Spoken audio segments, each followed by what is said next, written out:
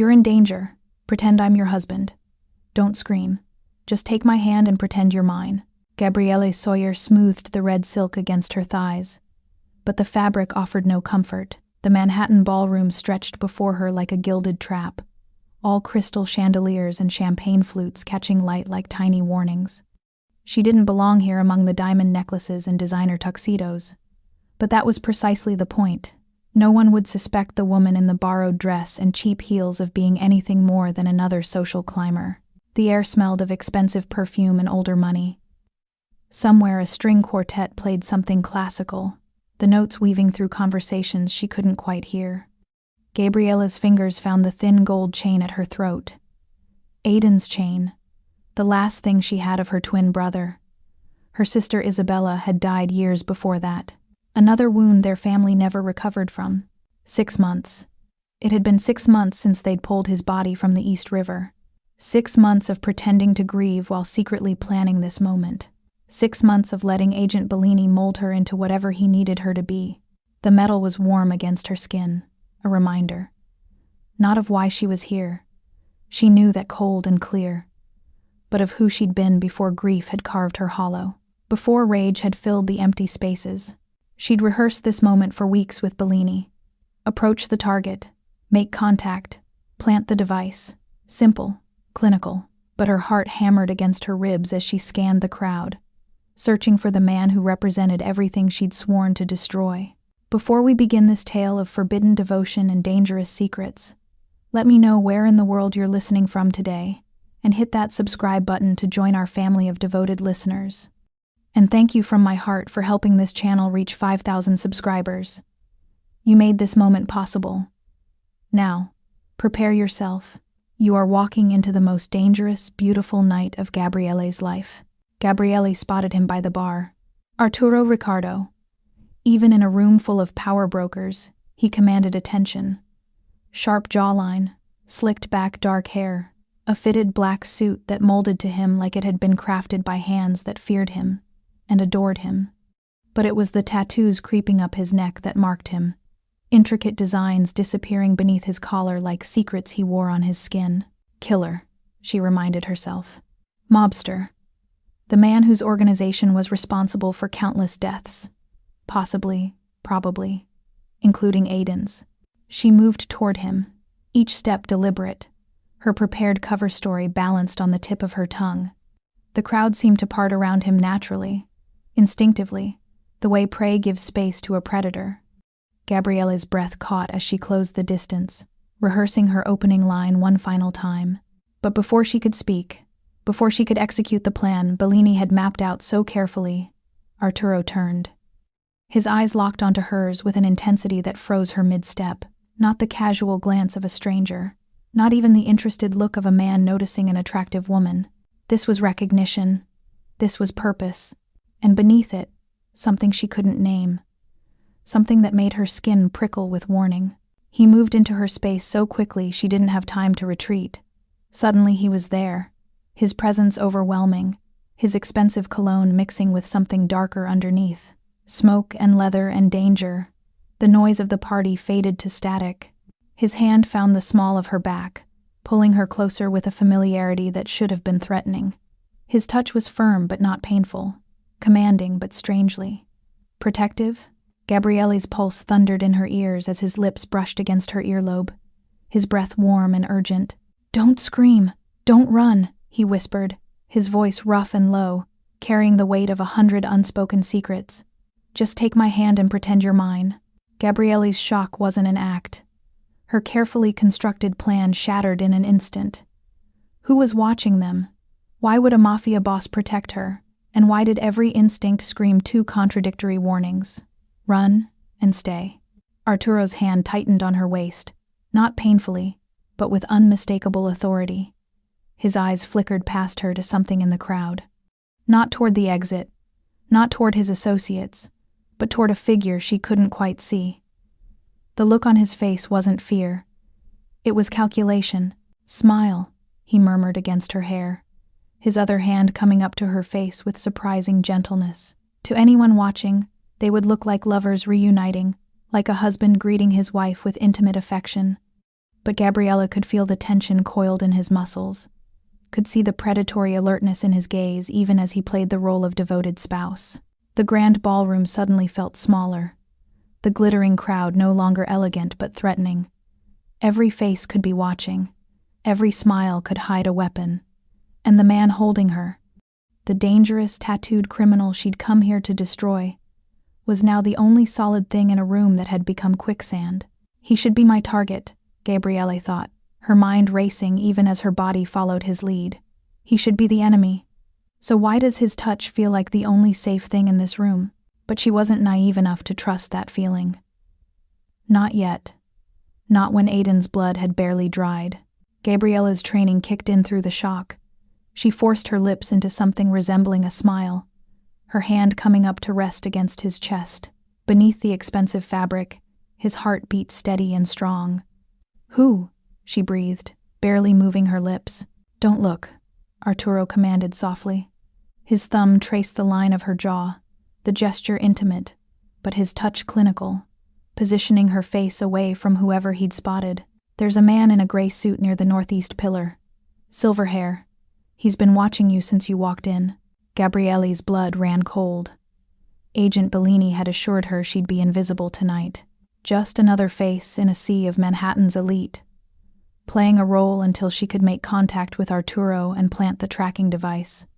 But Bellini hadn't mentioned anyone else, hadn't warned her about being watched, unless he had known.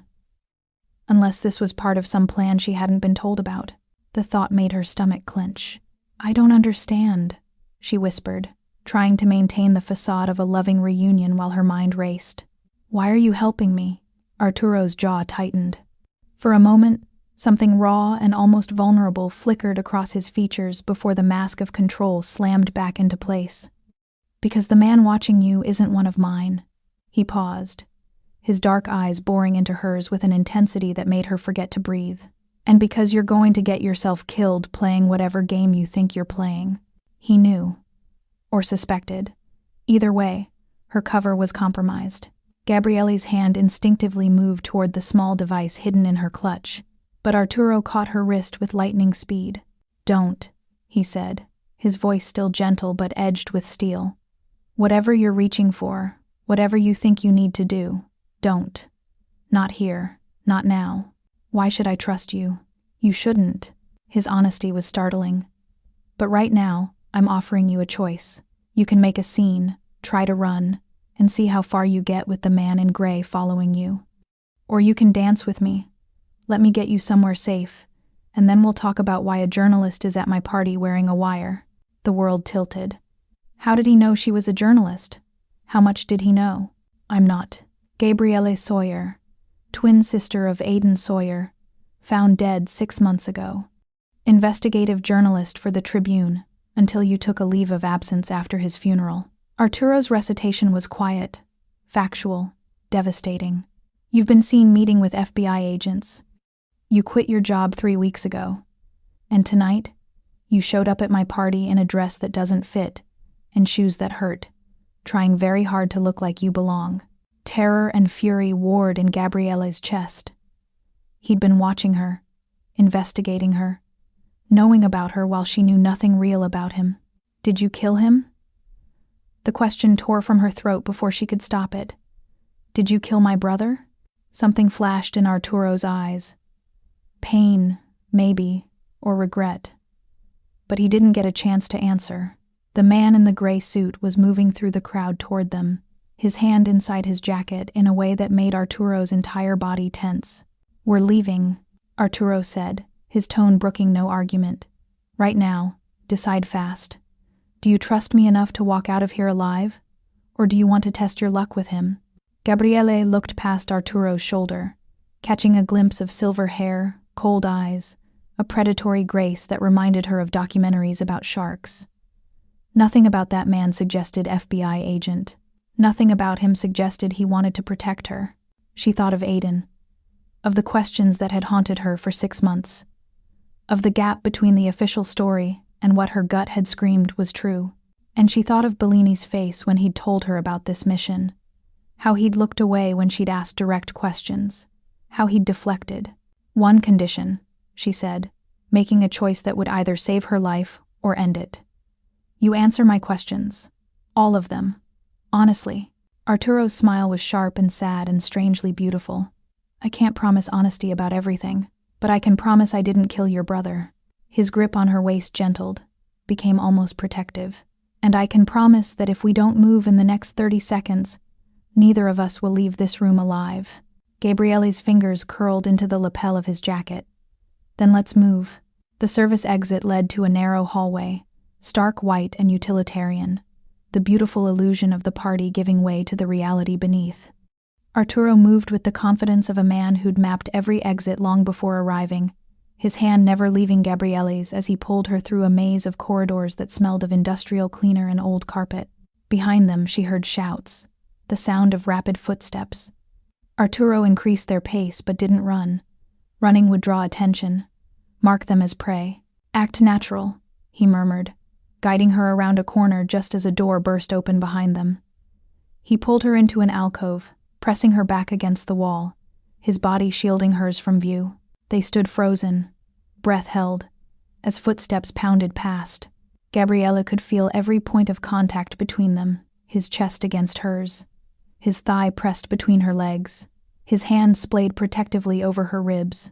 This close, she could see the individual threads of his expensive suit, could smell cedar and whiskey beneath the cologne. This close, she could see the tattoo that wound up his neck wasn't just decorative.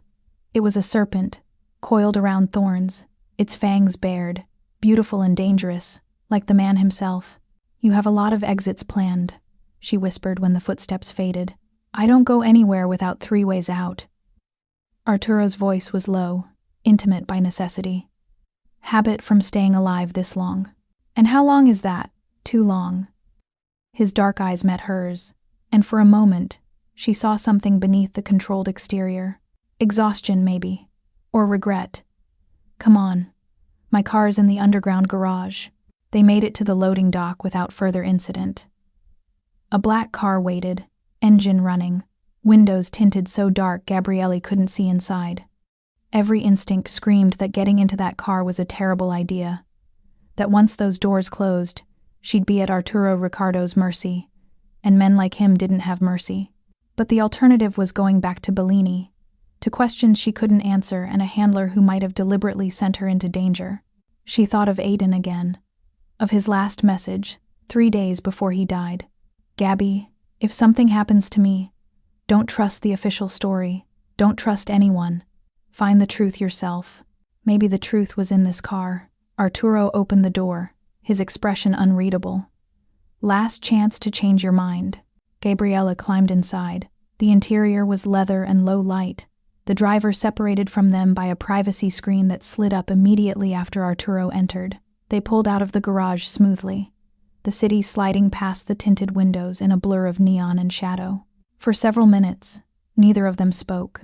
Gabriele pressed against the far side of the seat, maintaining distance, her heart still racing from the escape.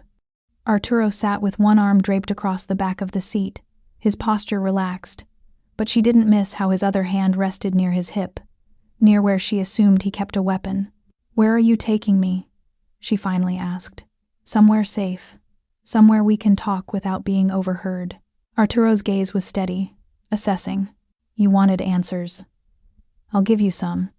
But first I need you to understand something." "What? The game you think you're playing?" His voice was soft, almost gentle. "You don't know the rules. You don't know the players. And you definitely don't know what you've walked into." Anger flared in Gabriele's chest, hot and welcome after the fear. "Don't patronize me. I know exactly what I walked into.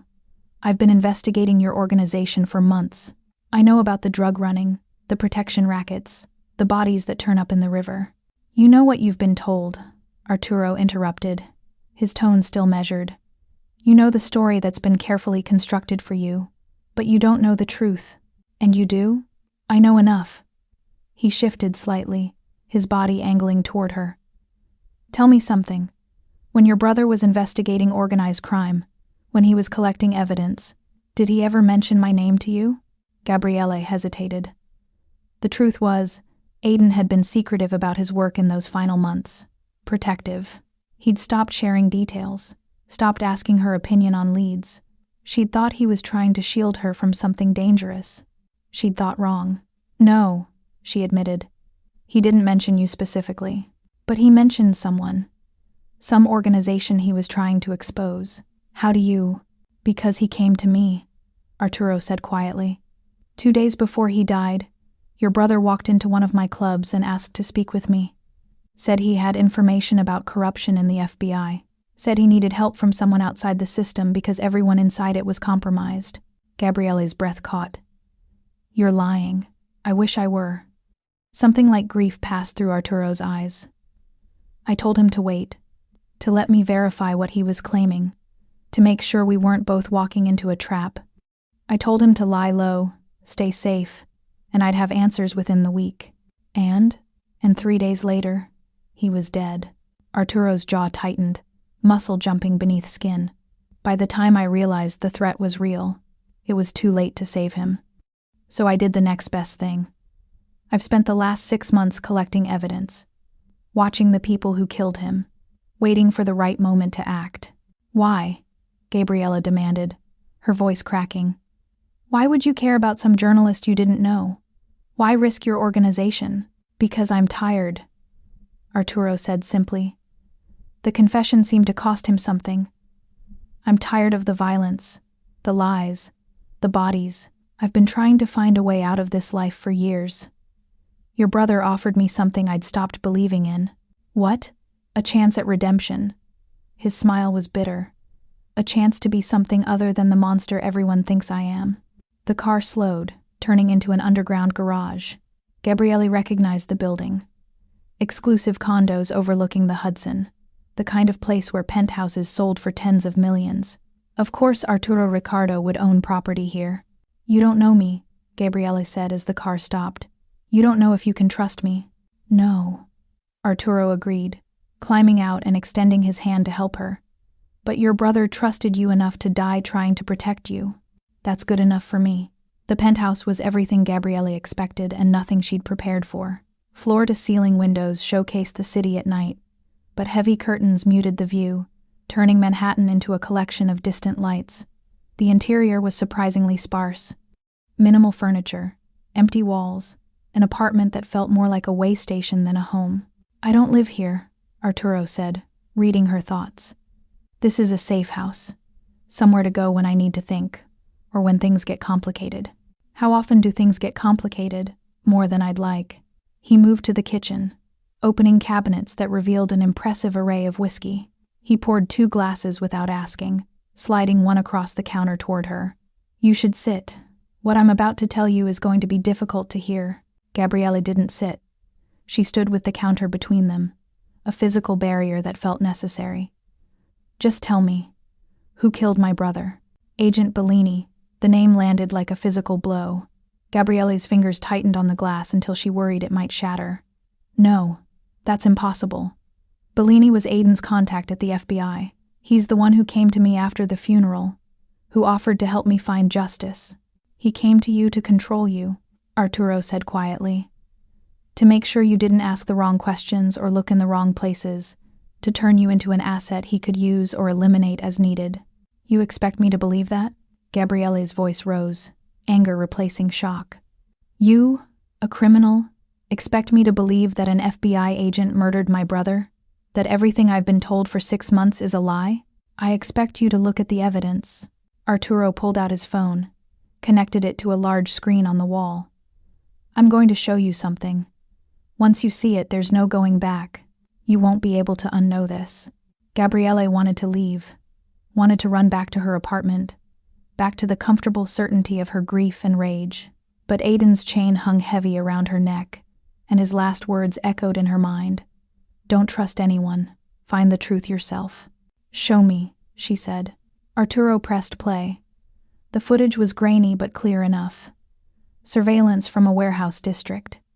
The timestamp read 6 months ago, just hours before Aiden's estimated time of death. Gabriele watched as her brother appeared on screen, alive, whole, his face animated as he spoke to someone just out of frame.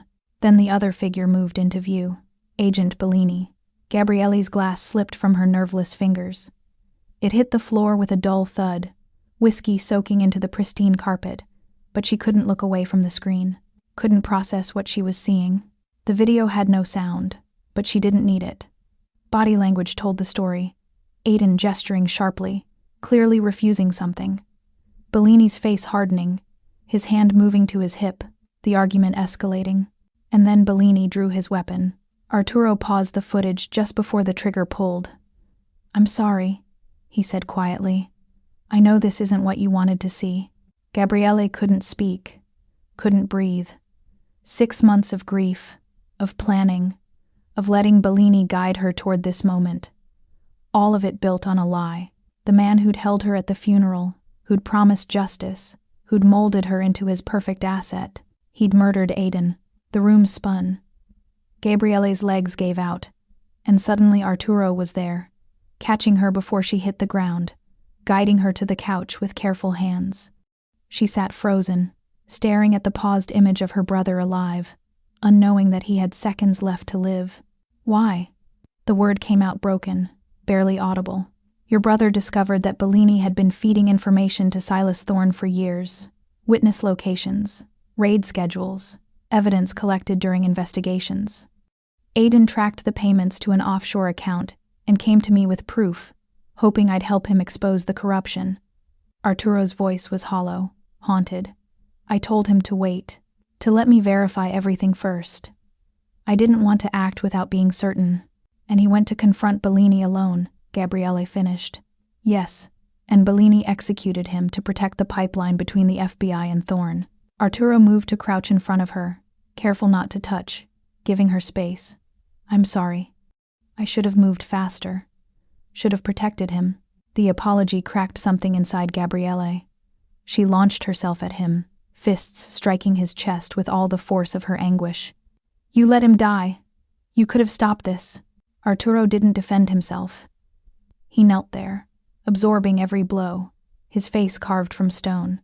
"Yes. He trusted you." Gabriele's voice rose to a scream. "He thought you would help him. I know. And now he's dead, because you weren't fast enough." Her strikes weakened, exhaustion replacing fury. "Because you were too careful. I know."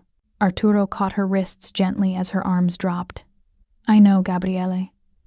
I've lived with that failure every day since." She collapsed against him, sobs tearing from her throat.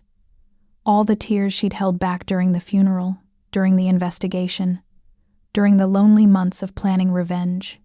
They poured out now in a torrent. And Arturo held her, one hand cradling the back of her head, the other wrapped around her waist, supporting her weight as she broke apart. "I've got you," he murmured against her hair. "I've got you." Time lost meaning. Gabriele cried until there was nothing left, until her throat was raw and her body felt like lead. Slowly, awareness returned. The solid warmth of Arturo's body, the steady rhythm of his heartbeat beneath her cheek, the surprising gentleness of hands that she knew were capable of violence. When she finally pulled back, her eyes were swollen, her face blotchy, all her carefully maintained composure shattered. "I don't know what to believe anymore. Believe that your brother was trying to do the right thing. Believe that he died a hero." Arturo's thumb brushed away the tears on her cheeks with a tenderness that made her chest ache.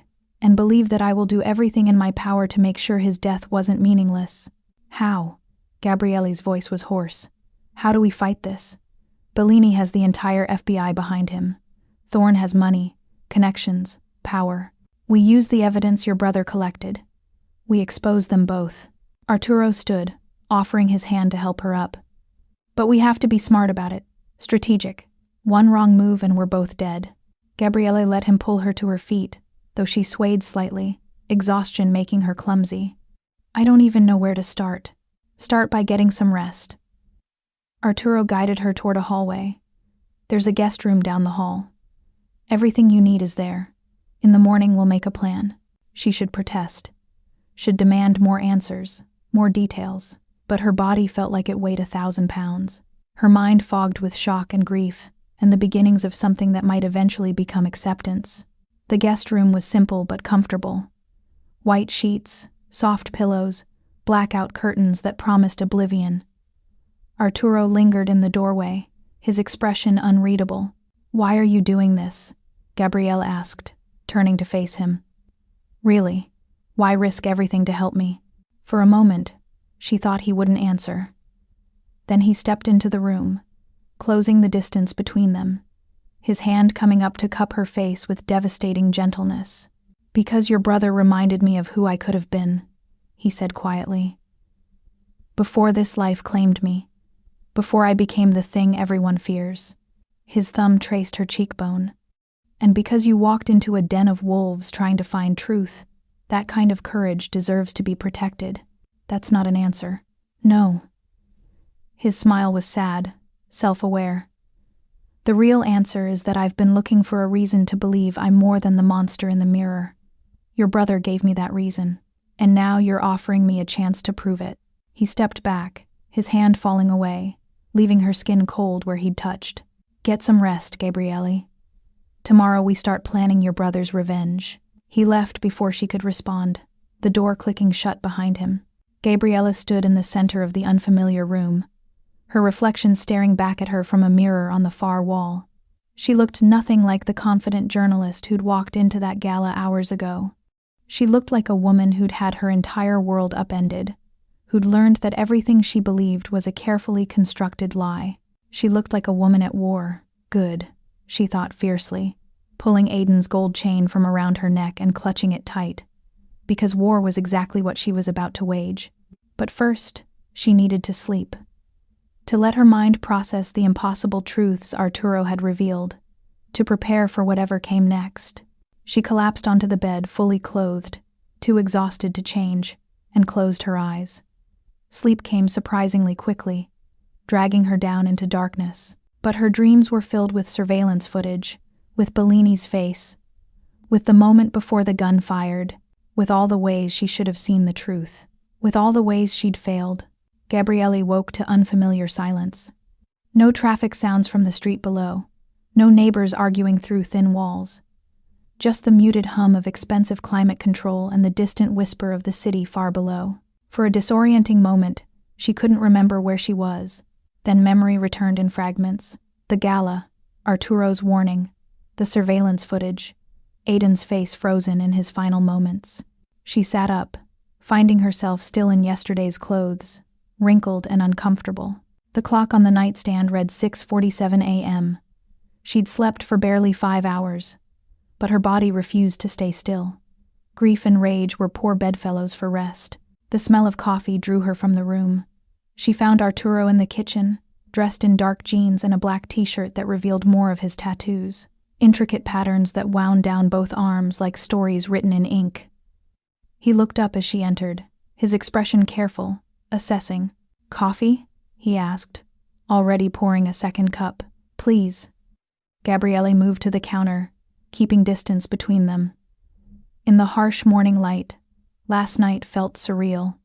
The crying, the comfort, the vulnerability, all of it seemed like something that had happened to someone else. Arturo slid the cup across the marble surface. Black, no sugar. How did he know? "You've been watching me," she said. "Not a question. Since you started meeting with Bellini. I needed to understand who you were, what you knew." His honesty was disarming. "I needed to know if you were a threat or a victim." "And what did you decide?" "Both." His lips quirked in something that wasn't quite a smile. "You're dangerous because you ask the right questions, and you're in danger because of those same questions." Gabriele took a sip of coffee, using the moment to study him. In daylight, Arturo looked younger than she'd expected, maybe early 30s, though the hardness in his eyes suggested someone much older. The tattoos on his neck disappeared beneath his shirt collar, and she found herself wondering how far they extended, what other secrets he wore on his skin. "What happens now?" she asked. "Now we figure out what your brother found, what evidence he collected that was worth killing for." Arturo moved around the counter, maintaining careful distance but close enough that she could smell cedar and coffee. "You said Bellini gave you a flash drive to plant on me last night. Do you still have it?" Gabriele's hand went to her clutch, still sitting where she'd dropped it last night. She pulled out the small device, holding it up. "This? It's supposed to contain tracking software. Or that's what Bellini told me. May I? She handed it over, watching as Arturo examined it with practiced efficiency. He moved to a laptop on the desk, booted it up, and plugged in the drive. His fingers flew across the keyboard, lines of code scrolling past too fast for Gabriele to follow. It's not tracking software, he said after a moment. It's fabricated evidence. Financial records showing payments from me to various criminal enterprises. If you'd successfully planted this, it would have given the FBI everything they needed to arrest me. But that was the point, was it? Arturo turned to face her, his expression grave. Think about it. Bellini sends you, an untrained civilian with no field experience, into a dangerous situation to plant evidence on one of the most cautious criminals in New York. What are the chances you'd succeed? Gabriele's stomach clenched. He expected me to fail. He expected you to get caught. Or killed. Either way, you'd be eliminated as a loose end, and he'd still have plausible deniability. Arturo's voice gentled slightly. You were never meant to leave that gala alive. The words should have terrified her. Instead, they ignited something cold and focused in her chest. Then why warn me? Why not let it happen? Because your brother asked me to protect you. He didn't know you. Not really. You said he only came to you 2 days before. He knew enough. Arturo's jaw tightened. We talked for 3 hours that night. He told me about his investigation, about the evidence he'd gathered. And he told me about his sister, the journalist who'd inspired him to chase truth in the first place. The twin who'd lost their father to corruption and refused to let injustice stand. Gabriele's throat closed. He talked about Dad? He said you blamed yourself for not seeing the signs, that you'd spent years trying to prove your father's death wasn't an accident. Arturo moved closer, his presence steady but not threatening. He said if anything happened to him, you'd do something reckless, something brave and stupid and dangerous. He was right. I know. That's why I've been watching you. Waiting for the moment Bellini would make his move. Arturo's hand lifted as if to touch her, then dropped back to his side. I made a promise to your brother. I don't break my promises. Gabriele wanted to believe him, desperately, but trust was a luxury she could no longer afford. Show me more. Show me proof that Bellini killed Aiden. Not just surveillance footage, actual evidence I can use. There's something you need to understand first. Arturo returned to the laptop, pulling up files. Bellini didn't act alone. He's part of a larger network.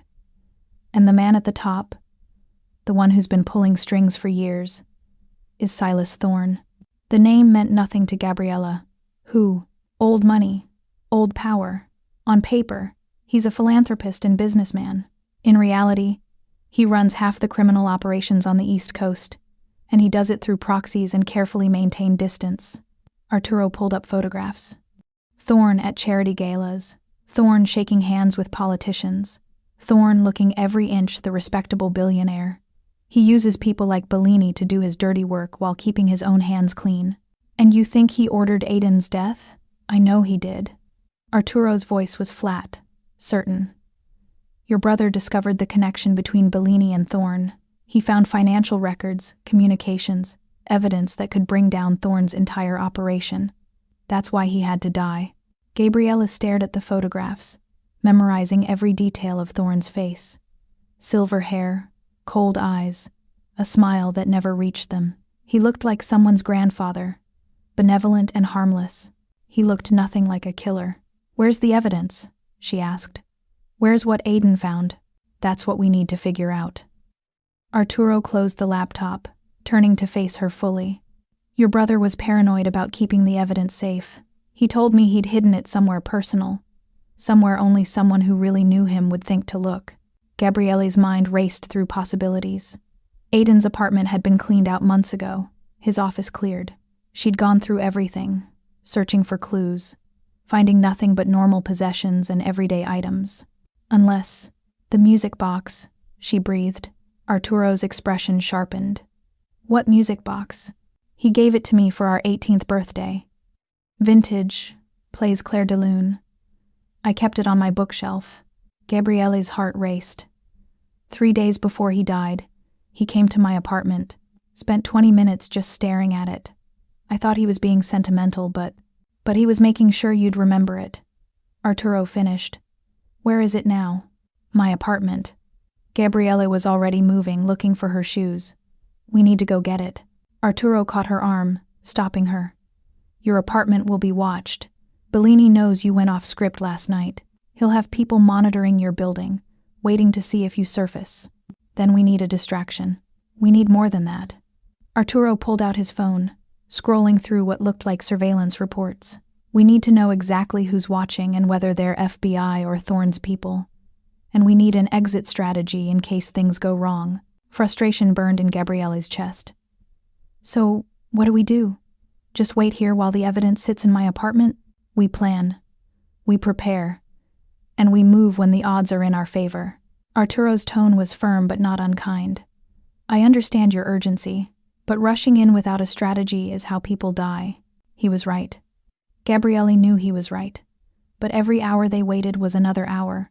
Bellini and Thorne had to cover their tracks, to eliminate witnesses, to consolidate power. How long? She asked. 24 hours. Maybe 48. Arturo set down his phone, giving her his full attention. In the meantime, I need to know everything you know. Everything Bellini told you. Everything he had you do. Any detail could be important. Gabriele nodded, moving to the couch and sinking into the leather. For the next 2 hours, she walked Arturo through the past 3 months. Bellini's initial approach at the funeral, the training sessions, the carefully constructed cover story, the mission briefings. She told him about the other agents she'd met, the equipment she'd been given, the locations they'd had her scout. Arturo listened without interrupting, his expression growing darker with each revelation. He was thorough, Arturo said when she finished. Building a complete file on you. Learning your patterns, your weaknesses, your motivations. Also, he could use me and throw me away. Yes. No sugarcoating, no false comfort. Just brutal honesty. But he made a mistake. What mistake? He underestimated you. Arturo's gaze held hers, intense and unwavering. He thought you were just a grieving sister looking for revenge. He didn't account for the journalist underneath, the investigator who notices details and asks uncomfortable questions. I didn't notice enough, Gabriele said bitterly. I walked right into his trap. You survived. That's what matters. Arturo stood, offering his hand. Come on. I'll show you something that might help. He led her to a room she hadn't noticed last night. A study lined with filing cabinets and computers, surveillance monitors showing various locations around the city. It looked like a command center, and Gabriele realized with a jolt that this was how Arturo maintained control. Not through violence alone, but through information. I've been investigating Bellini and Thorne for 6 months, Arturo explained, pulling up files on one of the computers. Your brother gave me a starting point, and I've built on it. Financial records, phone intercepts, witness statements. Everything I could gather without tipping them off. Gabriele leaned closer, scanning the documents. They were meticulous, detailed, painting a picture of corruption that went deeper than she'd imagined. Bellini wasn't just one dirty agent. He was part of a network that included prosecutors, judges, police captains. This is insane, she breathed. How has no one noticed? People notice. But Thorne is very good at making problems disappear. Arturo pulled up a file labeled Casualties. Names filled the screen, dozens of them, each marked with a date and brief description. Witnesses who died in accidents. Journalists who stopped investigating. Police who took early retirement. Gabriele's eyes caught on one name near the bottom. Aiden Sawyer. Marked with a red flag. Why is Aiden flagged differently? Because he's the only one who got close enough to matter. The only one who found evidence that could actually bring Thorne down. Arturo closed the file, turning to face her. That evidence is what we need to find. Everything else I have is circumstantial, suggestive but not definitive. What your brother collected, that's the smoking gun. And it's in my apartment. In a music box. Probably being watched by people who want us dead. Probably. Arturo's lips quirked. But I have an idea. The plan was insane, risky, dependent on timing and luck, and a dozen variables they couldn't control. Gabriele hated it immediately.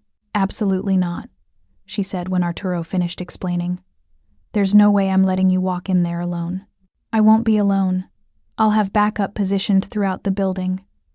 Arturo pointed to the map he'd spread across the desk, showing sightlines and escape routes. "But you can't be seen. If Bellini's people spot you, the whole operation is compromised. So I'm just supposed to wait here while you risk your life for my brother's evidence?" "Yes." No hesitation, no doubt. "Because if something goes wrong, you're the only one who can finish this. You're the journalist.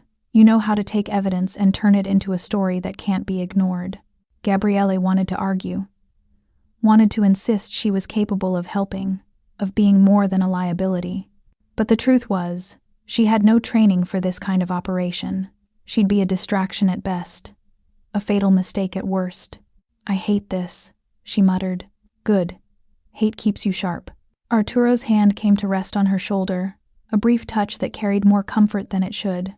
"I'll have you on comms the entire time. You'll hear everything, see everything through body cameras. If something goes wrong, you get out.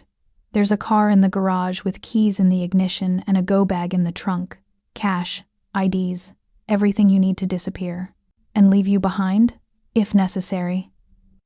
His expression was grave, final. "I'm not letting you die for this, Gabriele. Your brother made me promise to protect you. That promise stands even if it costs me my life." The words should have sounded melodramatic.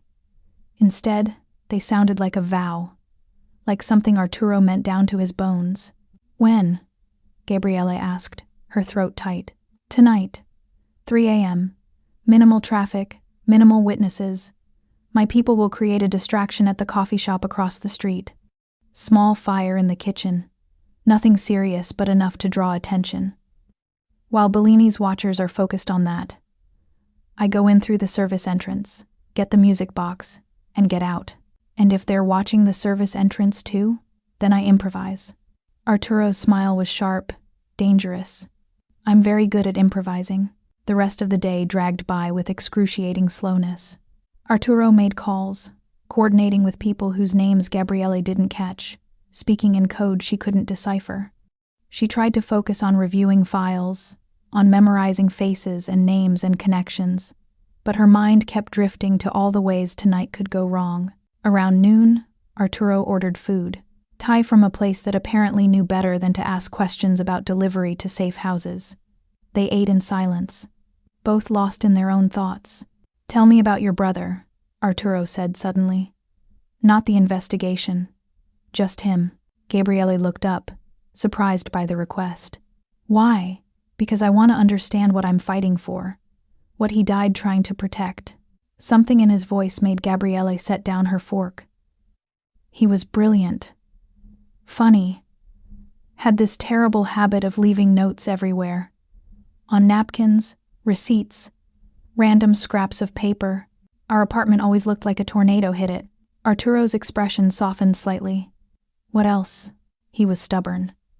Once he decided something was right, nothing could change his mind. "Our dad was like that too."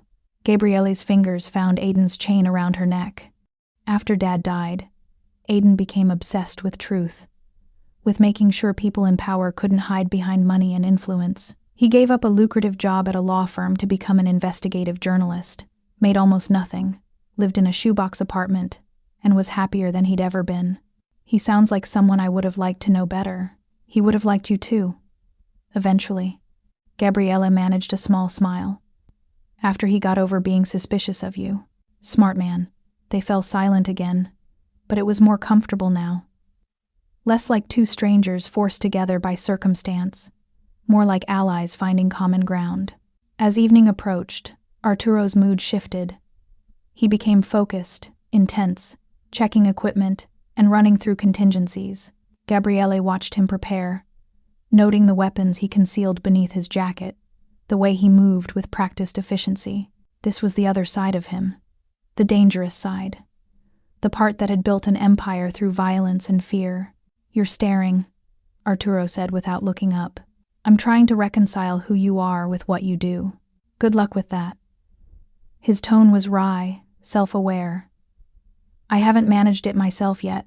At 2:30 a.m., they moved to the surveillance room. Arturo fitted Gabriele with an earpiece and showed her how to monitor the multiple camera feeds that would track his progress. His team was already in position, invisible shadows waiting for his signal. Last chance to tell me this is a terrible idea, Arturo said, checking his watch. It's a terrible idea, Gabriele confirmed. But do it anyway. He smiled, quick and genuine. Then his expression shuddered into something cold and controlled. If I'm not back in 30 minutes, you leave. No heroics, no rescue attempts. You get out and you finish what your brother started. Understood? Understood.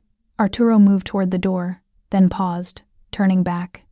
He crossed to where Gabriele sat, cupped her face in his hands, and pressed a brief, fierce kiss to her forehead. Stay safe. Then he was gone, and Gabriele was alone with the monitors and the silence and her hammering heart. The cameras showed Arturo exiting the building, moving through shadows with liquid grace.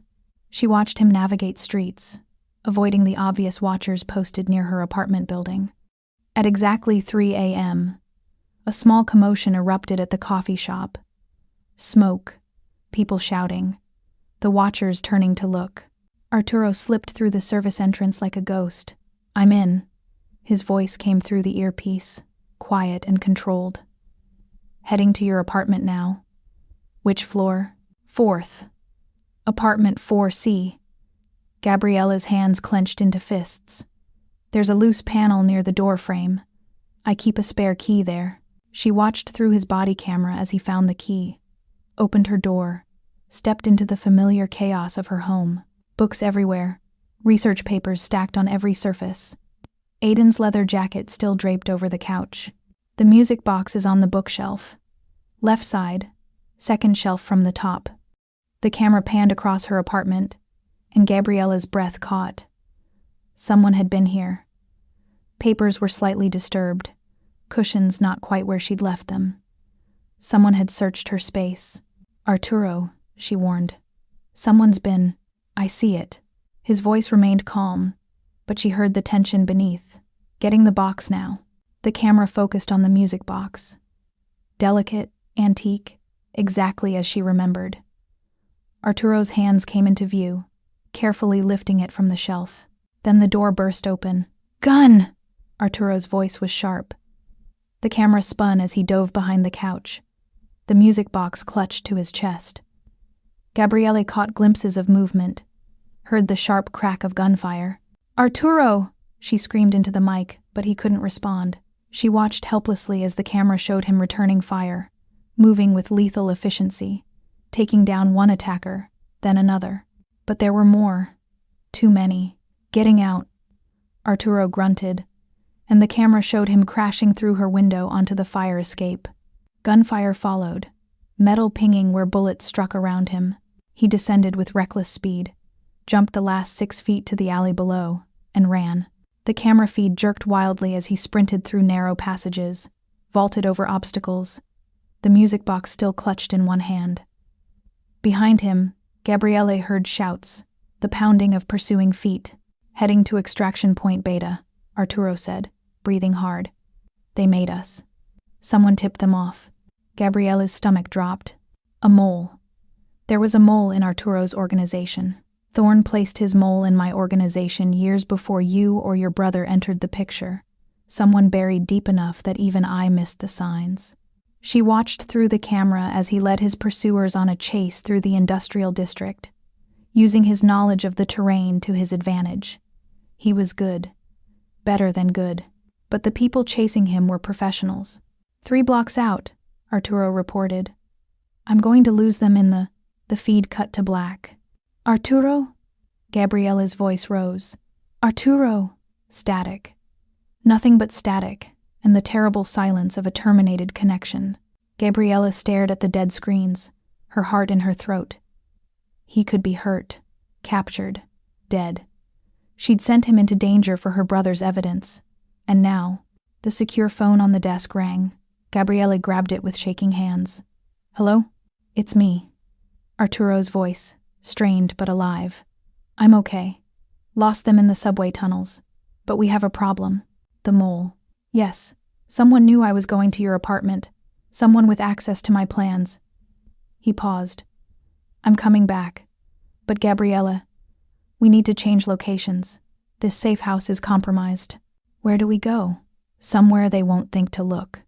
Arturo's voice carried a note of grim determination. Somewhere we can examine what your brother left us without being interrupted. Did you get it, the music box? I got it. And Gabriele? He paused.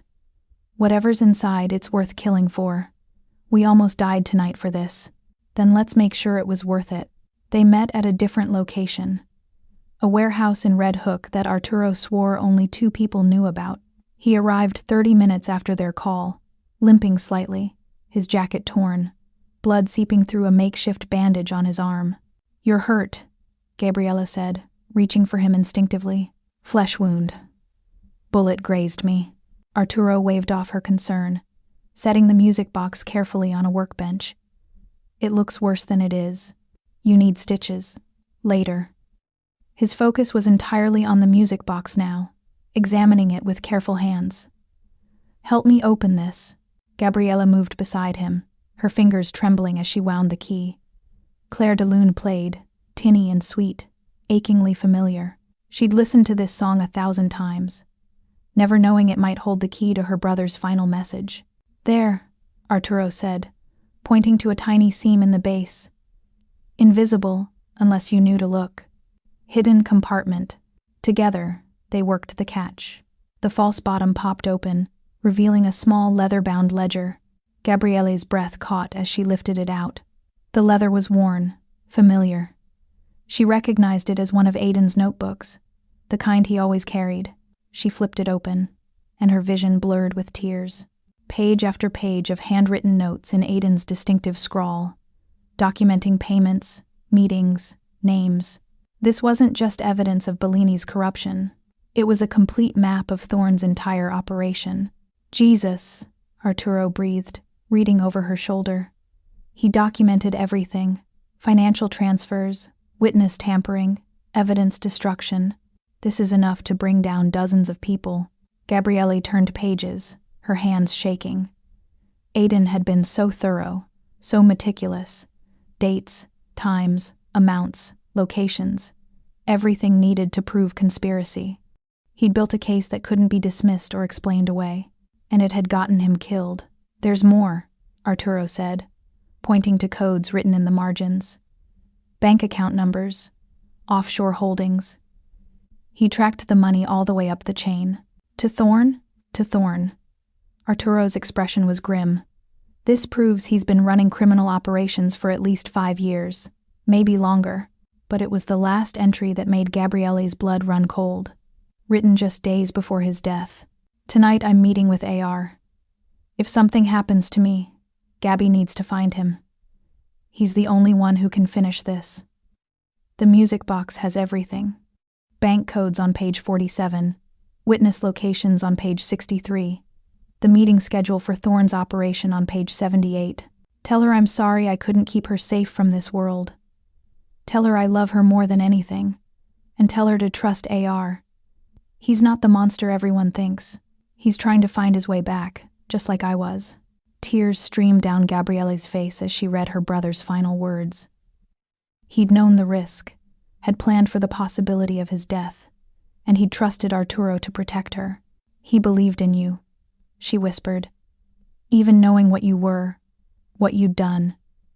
He believed you could change. Arturo's expression was devastated. I didn't deserve his faith. Maybe not. But you have a chance to earn it now. Gabriele wiped her eyes, forcing herself to focus through the grief. Page 78, the meeting schedule. Arturo flipped to the indicated page. His expression sharpened as he read. Thorne holds a council meeting every month. All his lieutenants, his financial advisors, his legal team, everyone who keeps the operation running. When's the next one? 4 days from now. At the Astor Hall, under cover of a charity auction. Arturo looked up, something dangerous and calculating in his eyes. The same venue where we met. Gabriele's mind raced. We could crash it, bring authorities with evidence in hand, Catch everyone in one place with no plausible deniability. Too risky. Thorn will have security everywhere, and we still have the mole problem. We don't know who we can trust in law enforcement. Arturo tapped the ledger thoughtfully. We need something more subtle, more devastating. What if we don't crash the meeting? The idea formed as she spoke. What if we become part of it? Arturo's gaze snapped to hers, understanding dawning. The marriage contract. What marriage contract? He hesitated, as if weighing how much to reveal. Finally, 15 years ago, your father brokered a deal with my family.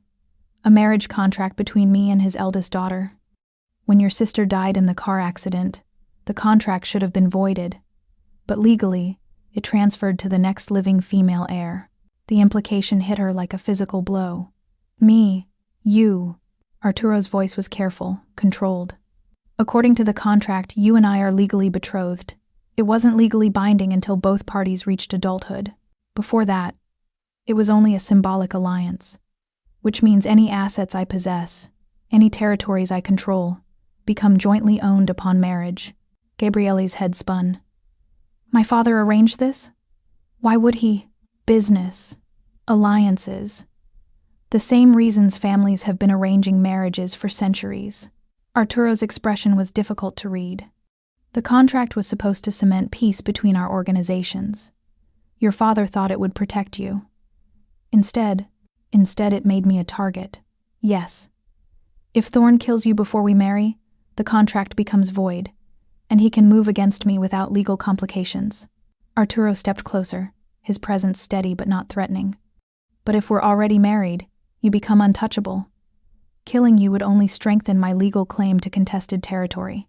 The logic was cold, calculated, exactly the kind of strategic thinking that kept people alive in this world. But the idea of marrying someone she barely knew, even for protection. You want me to marry you, Gabriele said slowly. Actually marry you, legally. I want to keep you alive.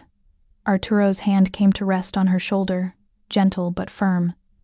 The marriage is a tool, a weapon we can use against Thorn. If you're at his council meeting as my wife, he can't touch you without revealing his hand. And after? After Thorn is taken down? After, you're free to leave. I'll sign whatever papers you want to dissolve the marriage. You'll walk away with your brother's justice served and your life intact. His dark eyes searched hers. I'm not asking you to tie yourself to me permanently. I'm asking you to trust me enough to use this as a strategy. Gabriele studied his face, searching for deception and finding only raw honesty. This man had killed. She didn't doubt that. Had done terrible things in service to a life built on violence. But he was also the man who'd risked everything tonight to get Aiden's evidence.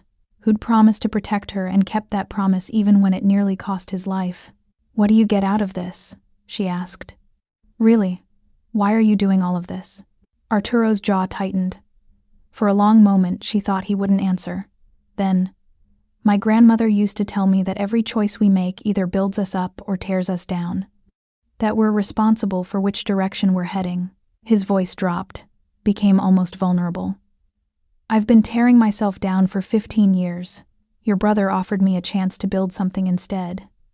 To be someone my reflection doesn't disgust. The confession was raw, unguarded, nothing like the controlled mask he usually wore. You want redemption, Gabriele said softly. I want to prove I'm more than the monster everyone believes I am. Arturo's hand slid from her shoulder to cup her face, his thumb brushing across her cheekbone. Your brother saw something in me worth saving. I'm trying to figure out if he was right. Gabriele's heart hammered against her ribs. She should be terrified, should be planning escape routes and exit strategies. But standing here in this warehouse, with Aiden's ledger between them and danger closing in from all sides, all she felt was a strange, fierce certainty. 4 days, she said. That's not much time to plan a wedding. Arturo's smile was sharp and beautiful and strangely vulnerable. I can be very efficient when motivated. Then let's do it. Gabriele made the choice that would either save her life or destroy it completely. Let's get married and burn Thorn's empire to the ground. Relief flooded Arturo's expression. He pulled her closer, eliminating the last inch of space between them, and Gabriele felt the hard lines of his body against hers. For a moment, they simply stood there, breathing the same air, balanced on the edge of something dangerous and inevitable. "Thank you," Arturo said quietly, "for trusting me, for giving me this chance. Don't make me regret it." "I won't." The promise was absolute. "I swear on your brother's memory, I will keep you safe, no matter what it costs." Gabriele believed him. Against all logic, despite every reason to be cautious, she believed this dangerous man would move heaven and earth to protect her. The question was whether they'd both survive what came next. The next 4 days blurred together in a frenzy of preparation. Arturo secured a marriage license through connections Gabriele didn't ask about. They exchanged vows in a civil ceremony with no witnesses, no celebration, just a judge who clearly knew better than to ask questions and 2 people binding themselves together for survival. The ring Arturo slid onto her finger was simple gold, elegant in its understatement. But when Gabriele looked closer, she saw words engraved on the inside in Italian. "Dal buio alla luce," from darkness into light. "It was my grandmother's," Arturo said quietly. "She gave it to me before she died. Told me to give it to someone who could help me find my way back." The weight of that confession settled over Gabriele like a benediction. This wasn't just strategy. This was real. They spent the days studying the ledger, memorizing names and faces, building a case that would be irrefutable. Arturo taught her about Thorne's organization, who was loyal, who could be turned, who would fight to the death. Gabriele contributed her journalist's eye for detail, helping craft a narrative that would destroy not just Thorne, but the entire corrupt system that supported him. And at night, they slept in separate rooms in their new safe house, both too wary to truly rest, both hyper-aware of the approaching deadline. On the 4th day, Gabriele stood before a mirror, while Arturo's stylist fussed with her gown, midnight blue silk that clung to her curves, diamonds at her throat that glimmered with the kind of wealth she'd never even stepped close to. She looked like someone else. Someone who belonged in Arturo's world of cultivated danger and lethal elegance. "You're staring," she said without turning, catching Arturo's reflection in the mirror. "I'm memorizing." He moved closer, and she felt his presence like heat against her back. "In case this is the last time I see you looking like this. Whole, safe, planning to get me killed tonight? Planning to do the opposite." His hand settled on her shoulders, steady and sure. "But if something goes wrong, if Thorne makes a move, I need you to promise me something." Gabriele turned to face him. "What?" "Run. Don't try to fight. Don't try to save me." Arturo's expression was fierce, desperate. "Just run and finish what your brother started. I'm not leaving you behind. You will if I order you to." His grip tightened fractionally. "I've lost enough, Gabriele. I won't lose you too." Before she could respond, before she could argue or promise or refuse, Arturo kissed her. Not the brief, chaste touch from the wedding ceremony, but something deeper, more desperate, a kiss that tasted like goodbye and promises neither of them could keep. When he pulled back, they were both breathing hard. "Let's go," Arturo said, his voice rough. "Let's finish this." The auction house blazed with cold elegance. The same venue where they'd met, but transformed now. Where before Gabriele had seen glamour, she now saw threat. Every smile hid calculation. Every laugh masked predation.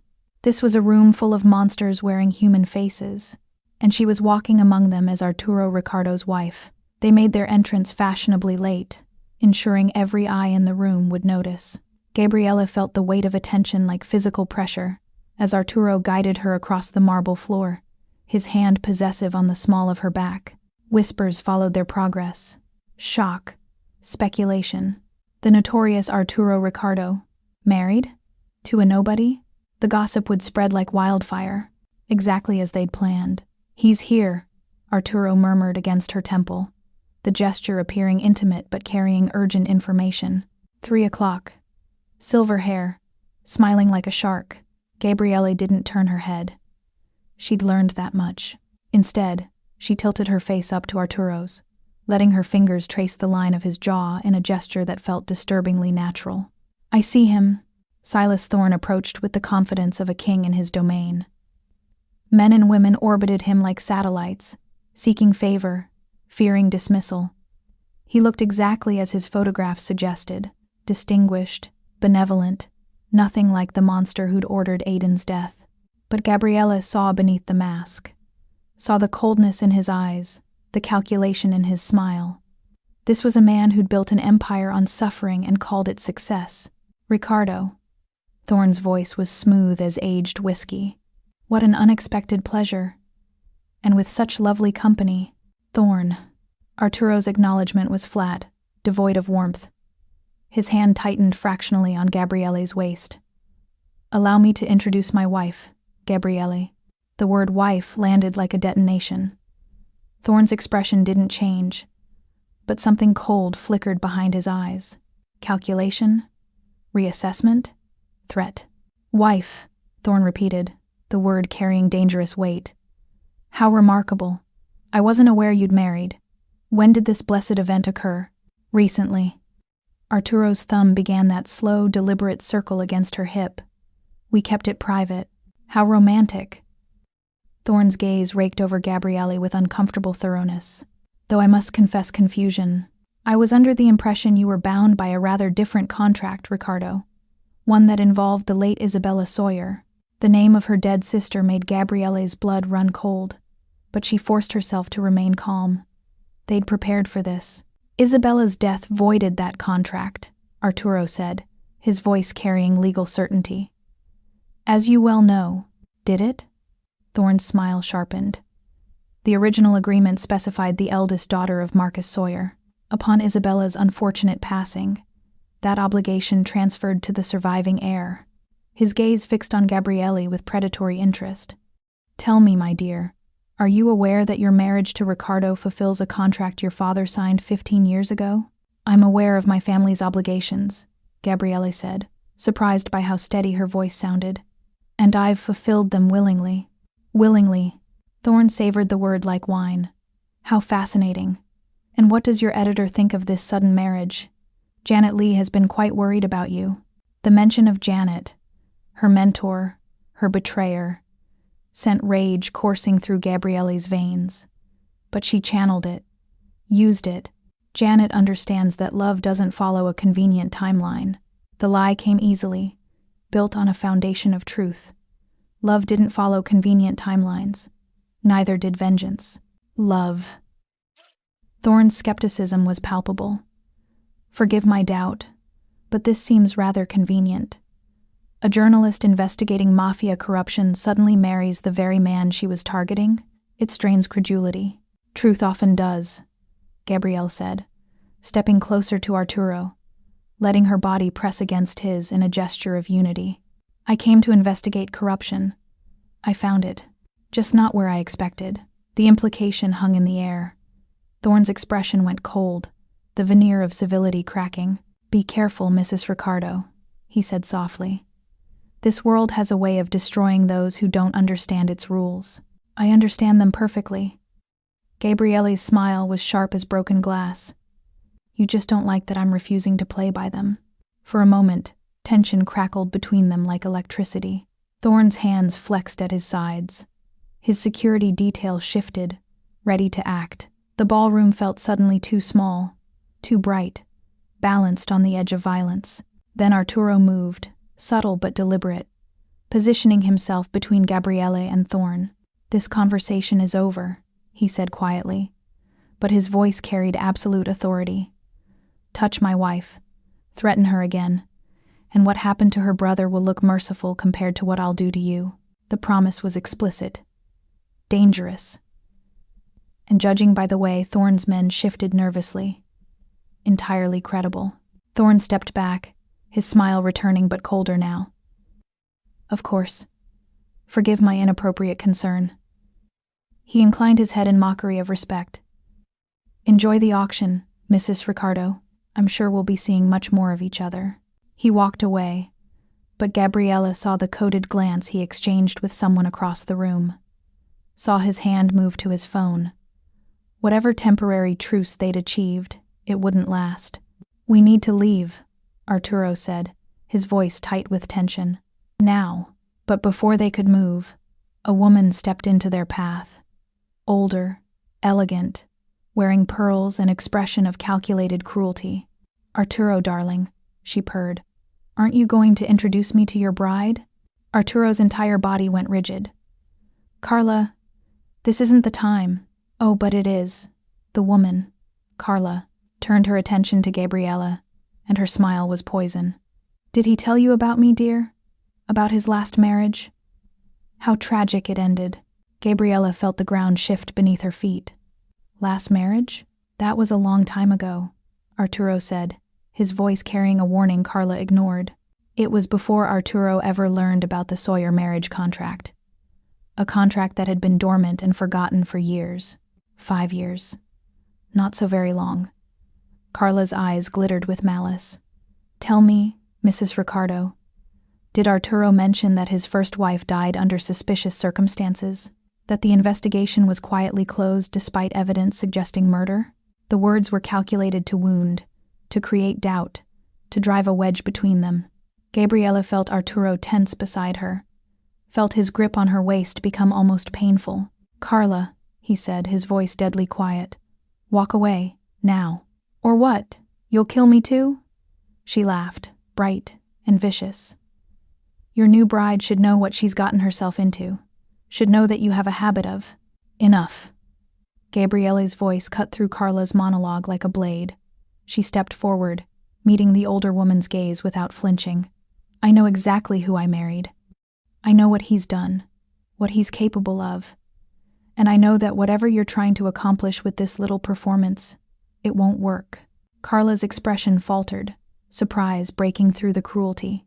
"My husband and I have an understanding," Gabriele continued, her tone cold and controlled. "We're bound by more than love or convenience. We're bound by purpose, by justice, and nothing you say will change that." It was a gamble. A performance built on lies and partial truths, and the desperate hope that Arturo would follow her lead. His hand found hers, squeezing once. Trust, gratitude, solidarity. "Now if you'll excuse us," Gabriele said, her smile sharp. "My husband promised me a dance, and I never let him break his promises."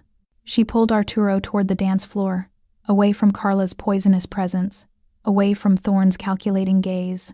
They moved into the waltz position, Gabriele's hand on his shoulder, his arm around her waist, and began to move. "You didn't have to do that," Arturo said quietly. "Yes, I did." Gabriele met his eyes, seeing pain and old ghosts reflected there. "Whatever happened with your first wife, we can talk about it later. Right now, we have a role to play." "It wasn't what she implied," Arturo said, his voice rough with suppressed emotion. "My wife. Her name was Elena. She was killed by Thorne's people, targeted because she tried to leave me, to escape this life. The investigation was closed because Thorne owned the lead detective." Understanding crashed over Gabriele. "That's why you want to take him down. It's not just about my brother. It's about everyone he's destroyed." Arturo's grip tightened, pulling her closer. "Elena, Aiden, dozens of others. He needs to pay for all of it." "Then let's make sure he does." They danced through the rest of the song, using the movement to scan the room, to identify Thorne's security, to plan their exit. But beneath the strategy, Gabriele felt something else building. Connection. Understanding. The recognition of two wounded souls finding unexpected solidarity. When the music ended, Arturo led her off the floor toward a quieter corner. "There's something else you need to know," he said, his expression grave. "About the evidence. About how we're going to use it." Before he could explain, his phone vibrated. He checked it, and his expression went deadly calm. The kind of calm that preceded violence. "What is it?" Gabriele asked. "Thorne's making his move. He's called in his counsel early. They're meeting in 30 minutes. Arturo's gaze locked onto hers. "This is it. This is our chance." "To do what?" "To end this." Arturo pulled a small device from his pocket. "A flash drive. This contains copies of your brother's ledger. Digital, annotated, with additional evidence I've been collecting. If we can get it to the right authorities tonight, before Thorne can regroup, we can destroy him," Gabriele finished. "Yes, but it means you stay here. In this room full of his people, playing the role of my devoted wife, while I disappear to make the drop. Every instinct screamed at Gabriele to refuse, to insist they stay together, that separating was suicide. But she looked at Arturo's face and saw the same certainty she felt. This was their chance. Maybe their only chance. How long? She asked. 20 minutes, maybe less if everything goes smoothly. And if something goes wrong? Arturo's hand came up to cradle her face, his thumb brushing across her cheekbone. Then you run. There's a car in the north parking garage, black sedan, keys in the wheel well.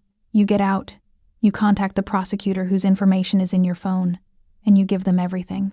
Arturo, promise me. His voice was urgent, desperate. Promise me you'll survive this. Gabriele looked into his eyes and saw something that terrified her more than Thorn, more than the danger closing in around them. She saw a man preparing to sacrifice himself, a man who decided her life was worth more than his. No, she said firmly. We both survive, or neither of us does. Those are the only options. Arturo's expression fractured, revealing the man beneath the carefully maintained control. I can't lose you. I've lost too many people. Then don't lose me. Gabriele rose on her toes, kissing him with desperate intensity. We make the drop together. We fight together. We survive together. When she pulled back, Arturo was staring at her with something like awe.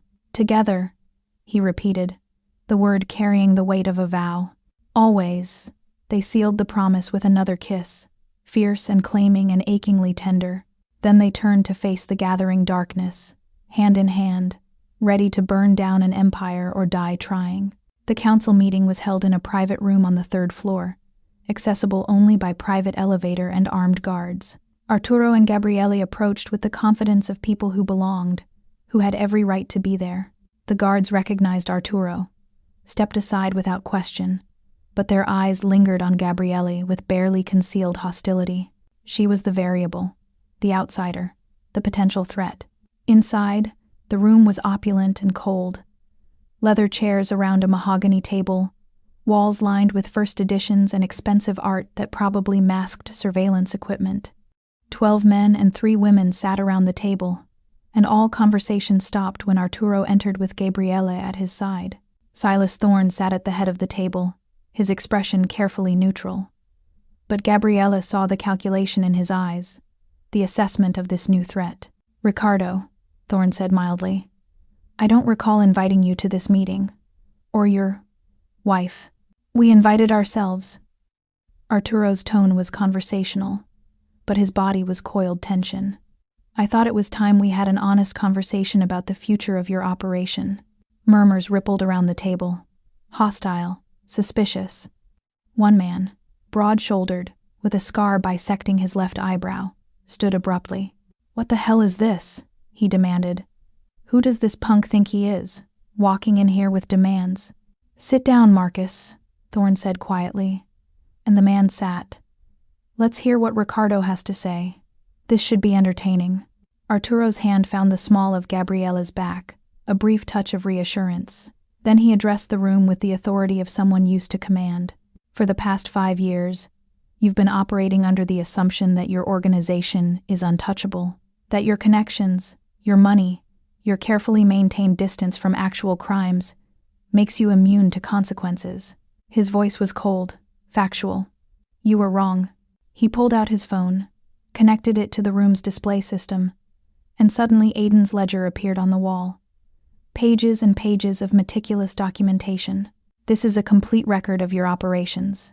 Financial crimes, murder for hire, witness tampering, political corruption. Arturo's gaze swept the room, marking each face. Names, dates, amounts, everything needed to prosecute every single person in this room. The silence was deafening. Then someone laughed. A woman with silver jewelry and cold eyes. You expect us to believe you're suddenly developing a conscience? She sneered. You, who's built your own empire on violence. This is a power play, nothing more. It's not a play, Gabriele said, her voice cutting through the dismissal. It's justice. All eyes turned to her. She felt their scrutiny like physical weight but refused to flinch. My brother compiled this evidence before you murdered him, she continued, her tone steady despite the rage burning beneath. Aiden Sawyer. Does anyone here remember that name? Or was he just another inconvenient problem you eliminated?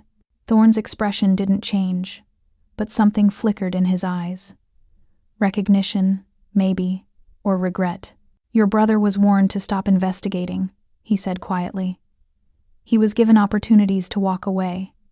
He chose to ignore them. He chose to pursue truth, to fight corruption. Gabriele's hands clenched into fists. And you killed him for it. I did what was necessary to protect this organization. Thorne's voice remained calm, reasonable, as though discussing a business decision rather than murder. He spoke with the arrogance of a man who believed everyone in the room was loyal, bought, or too terrified to betray him. Your brother threatened everything we've built. He had to be eliminated. The admission hung in the air, stunning in its casualness. Did you record that? Gabriele whispered to Arturo. His smile was sharp, dangerous. Every word. Chaos erupted. The scarred man lunged for Arturo. Others reached for weapons. Thorne barked orders, trying to restore control, but it was too late. The careful facade had crumbled, revealing the violence beneath. Arturo moved with lethal precision, disarming the first attacker, using his momentum against him. Gabriele grabbed a heavy book from the shelf, swinging it at a woman who came too close. Adrenaline made her movements faster, sharper than she'd thought possible.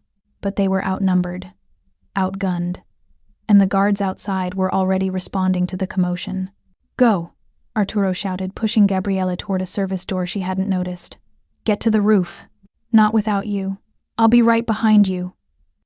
He threw another attacker into a chair, moved like violence in human form. Go. Gabriele ran. Through the service door, up narrow stairs that smelled of industrial cleaner and desperation. Behind her, she heard shouting. Gunfire. Arturo's voice raised in command. She burst onto the roof, the night air cold against her overheated skin. The city sprawled below, indifferent to her terror. She turned, waiting for Arturo to follow, counting seconds that felt like eternities. He crashed through the door 15 seconds later, blood on his shirt, his expression grim. Are you hurt? Gabriele demanded. Not my blood. He grabbed her hand, pulling her toward the far edge of the roof. We need to jump. What? Next building. Only way out. Arturo was already running, pulling her with him. Trust me. They hit the edge at full speed. Time seemed to slow as they launched into empty space.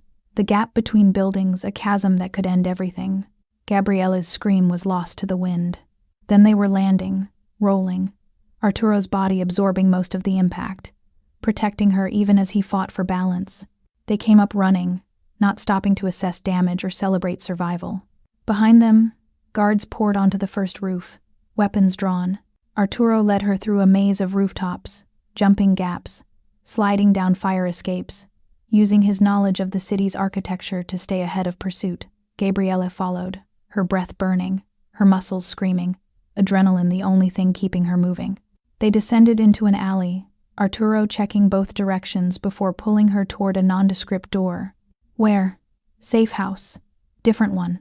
They don't know about this location. The interior was sparse, utilitarian. Just the basics for surviving. Nothing that suggested personality or permanence. Arturo locked multiple deadbolts, checked his phone, then finally turned to Gabriele. Are you okay? He asked, his hands already reaching for her, checking for injuries. I'm fine. Gabriele's legs gave out. Arturo caught her, lowering them both to the floor, and suddenly she was shaking, the delayed shock of everything that had just happened crashing over her. You're safe, Arturo murmured, holding her tight. You're safe. I've got you. Gabriele buried her face against his chest, feeling his heartbeat. Too fast, but steady, alive. They'd survived. Against impossible odds, they'd survived. Did you get it? She asked, her voice muffled. The recording? I got it. Thorne confessing to your brother's murder, on tape, with 14 witnesses. Arturo's arms tightened around her. We have everything we need. So what now? Now we make the drop. Get the evidence to authorities who aren't compromised. He pulled back slightly, his hands framing her face. And then we disappear. Both of us. Together. Together, Gabriele repeated, the word carrying the weight of everything they'd been through, everything they'd survived. Arturo kissed her, soft and lingering, a promise of futures neither of them had dared to imagine. Outside, sirens wailed. The city hunted them. But for this moment, in this temporary haven, they allowed themselves to breathe, to hope, to believe that justice might actually win. The drop happened at dawn. A federal prosecutor Arturo had vetted personally, meeting them in a public park with witnesses and backup. They handed over the flash drive, the recordings, copies of Aiden's ledger, evidence that would reshape organized crime prosecution for a generation. "We'll need your testimony," the prosecutor said, looking at Gabriele. "Both of you." "She'll testify," Arturo said firmly. "I won't be available, Mr. Ricardo. My testimony would be tainted. Defense would tear apart my credibility, use my own crimes to discredit the evidence." Arturo's logic was cold, inevitable. But Gabriele is a respected journalist. Her testimony carries weight. Let her be the face of this case. The prosecutor hesitated, then nodded. "We'll be in touch." They returned to the safe house. Gabriele's phone had been blowing up for hours. Calls from her editor, from colleagues, from news outlets. Word had leaked about Thorne's arrest, about the evidence, about the journalist who'd infiltrated a criminal empire and emerged with proof that would destroy dozens of powerful people. She was about to become very famous, and very alone. "You're leaving," Gabriele said, watching Arturo pack a go-bag with methodical efficiency. "I have to. Too many people want me dead now. Thorne's remaining loyalists, other organizations who see me as a threat." He didn't look at her, his movements controlled. "I've arranged protection for you, round-the-clock security until the trials are over. You'll be safe." "I don't want to be safe without you." Arturo's hand stilled. He turned, his expression carefully blank. "Gabriele, don't." She crossed the room, stopping in front of him. "Don't give me the speech about how this was always temporary, how the marriage was just strategy, how we both knew this was coming. It was. We did. Maybe." Gabriele's hands fisted in his shirt. "But somewhere between fake marriages and rooftop escapes, it became real. At least for me." Arturo's control shattered. He pulled her against him, his kiss desperate and claiming. "Of course it's real," he breathed against her lips. "You think I'm running because I don't care? I'm running to keep you alive. Every day I stay increases the danger to you. So let me come with you." "No." The refusal was absolute. "You have a story to tell. Your brother's story. You have trials to testify at, justice to see served. I won't take that away from you." "And after? After the trials? After Thorne is convicted?" Arturo pulled back, his hands framing her face with devastating gentleness. "After, if you still want to find me, I'll be waiting. There's a place." He pulled a photograph from his pocket. A villa overlooking azure water, golden light spilling across stone. "I bought it months ago. Somewhere to escape to if I ever got the chance. The address is on the back." Gabriele stared at the photograph, her vision blurring. "You're asking me to choose. I'm giving you an out. A chance at a normal life. You could walk away, build a career on the story of a lifetime, move on from all this darkness." His voice was rough with emotion. "Or you could come find me when you're ready. Build something new together. Whatever you decide, I'll understand." "You're an idiot," Gabriele said, tears streaming down her face. "Probably. I love you." Arturo's expression cracked. "I love you too. More than I thought I was capable of loving anything." They kissed again, pouring months of tension and fear and desperate hope into the contact. When they finally broke apart, both breathing hard, Arturo pressed the photograph into her hand. 3 months, he said. "Give yourself 3 months to testify, to process, to decide what you really want. If you still want this, want me, come find me, and if you're not there, I'll be there." The promise was absolute. "I'll wait as long as it takes." 3 months became 4, then 5. Gabriele threw herself into the trials, into her reporting, into making sure Aiden's death meant something. She testified at trial after trial, watching as Thorne's empire crumbled, as Bellini and Janet and dozens of others were convicted and sentenced, as justice finally was served. Her exposé ran as a 6-part series that won every major journalism award. She was offered book deals, speaking engagements, a position at a major paper. Everything she'd ever wanted professionally was suddenly within reach. But at night, she stared at the photograph of the villa and wondered if she had the courage to walk away from it all, to choose love over legacy. 6 months after Arturo left, Gabriele made her decision. She wrote her resignation letter, sold her apartment, packed a single bag. At the airport, her editor called one last time. "You're really doing this?" Sarah asked. "Walking away at the height of your career?" "I'm not walking away." Gabriele smiled, watching planes take off through the terminal windows. "I'm walking toward something." Finally, the flight to Rome felt endless. Gabriele clutched the photograph, memorizing every detail, terrified and exhilarated in equal measure. She'd spent her entire life chasing stories about other people's lives. Maybe it was time to start living her own. The villa was exactly as photographed. Golden stone overlooking impossibly blue water, gardens bursting with lemon trees and jasmine. Gabriele stood at the gate, her heart hammering, suddenly paralyzed with doubt. What if he'd changed his mind? What if 6 months was too long? What if— The door opened, and there he was. Arturo stood backlit by warm interior light, dressed simply in linen pants and a white shirt. He looked different, lighter somehow, the weight of his former life stripped away. But his eyes, dark and intense, and holding hers with desperate relief, were exactly the same. Gabriele. Her name on his lips was prayer and promise combined. She didn't speak. Couldn't. She crossed the space between them and threw herself into his arms, and Arturo caught her, lifting her, holding her like she was the answer to every question he'd been asking. "You came," he breathed against her hair. "Always." Gabriele pulled back just enough to see his face. "I'm sorry it took so long. You're here now. That's all that matters." His smile was unguarded, joyful. "Come inside. Let me show you our home. Our home." The words settled over Gabriele like a blessing. They had months to make up for. Years of healing ahead of them. Questions about who they were now, separate from trauma and vengeance and the ghosts that had driven them together.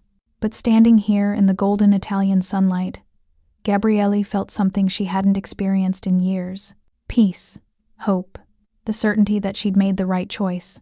Gabriele woke to sunlight and the scent of lemons. For the first time in as long as she could remember, she woke without the crushing weight of grief, without the driving need for vengeance. She woke simply to morning, and it was beautiful. Arturo's side of the bed was empty but still warm. She stretched, her body loose and content, then followed the smell of coffee to the terrace. He stood there, espresso in hand, staring out at the morning bright sea. Shirtless, tattoos on full display, hair mussed from sleep. He looked nothing like the controlled, dangerous man she'd met at that gala. He looked human, real. He had been planning this escape for years, quietly buying land, learning the rhythms of a life he never thought he'd get to live. "Buongiorno," she said softly. He turned, and the smile that crossed his face was transformative. "You're awake. I was trying to let you sleep." "I had enough sleep." Gabriele moved into his arms, feeling his warmth, his solidity. "How long have you been up?" "An hour, maybe 2. His hands traced lazy patterns on her back.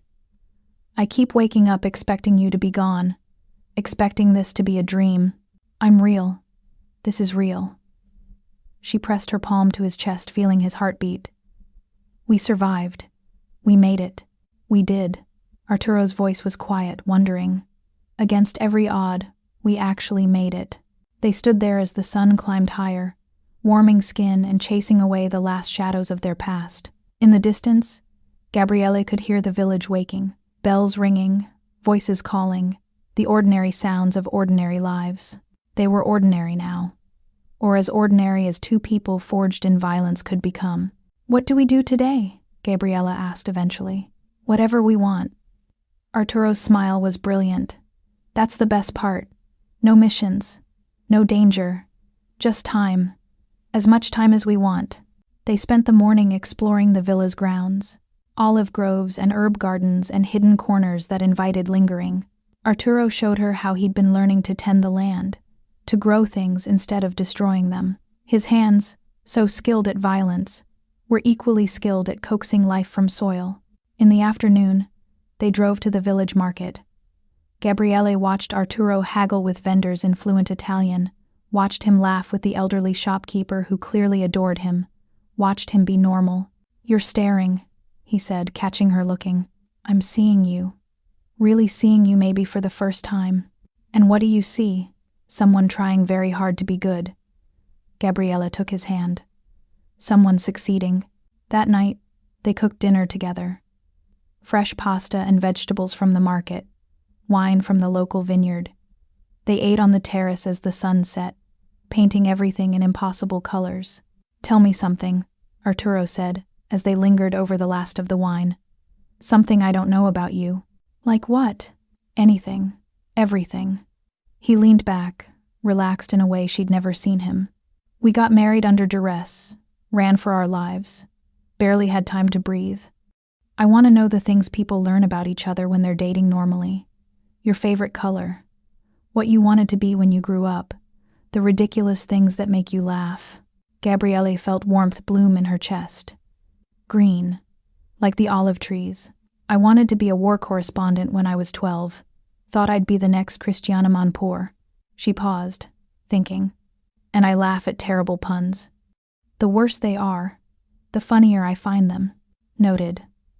Arturo's smile was soft. "Favorite color is black. I wanted to be an architect. Design buildings instead of running criminal operations from them. And I laugh when people trip over their own feet. I know it's mean, but I can't help it." They traded facts late into the night.